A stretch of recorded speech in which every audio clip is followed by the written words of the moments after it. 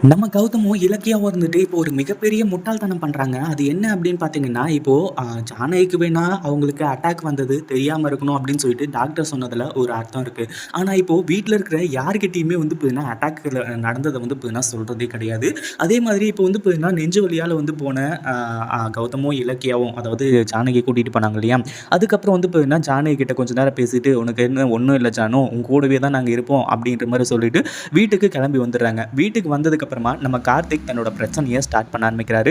ஏற்கனவே கார்த்திக் இருந்துட்டு இந்த அஞ்சலி பேச்ச கேட்டுட்டு எவ்வளோ பெரிய விஷயத்தெல்லாம் செஞ்சுட்டு இருக்காங்க அப்படின்றது நமக்கு நல்லாவே தெரியும். ஆனா அதே சமயம் வந்து பார்த்தீங்கன்னா, இப்போ நம்ம கார்த்திக் கிட்ட ஜானகி இருந்துட்டு பயங்கரமா கதறி அழுறது மட்டும் இல்லாம, "இங்க பாரு கார்த்திக், நீ என்ன வேணாலும் பண்ணு. அது மட்டும் இல்லாம நீ புதுசா கம்பெனி ஆரம்பிக்கிறியா ஆரம்பி. என்ன வேணாலும் பண்ணிக்கோ. பிரச்சனை கிடையாது. ஆனா கௌதம் மட்டும் இந்த வீட்ட விட்டு போகணும். உன் அண்ணன்டா அவன். அவன் வந்து பார்த்தீங்கன்னா இங்க தான் இருக்கணும். அவன எப்பவுமே இந்த வீட்ட விட்டு போகணும்னு சொல்லாத. அவன் பிறப்ப பத்தி எதுவுமே வந்து இப்ப என்ன நீ பேசாத கார்த்திக் அப்படின்ற மாரி சொல்றாங்க. ஒரு பக்கம் நம்ம கார்த்திக் வந்துட்டு இது எல்லாத்தையுமே புரிஞ்சுகிட்டு ஏத்துக்கிட்டாரு அப்படின்னா பிரச்சனையே கிடையாது.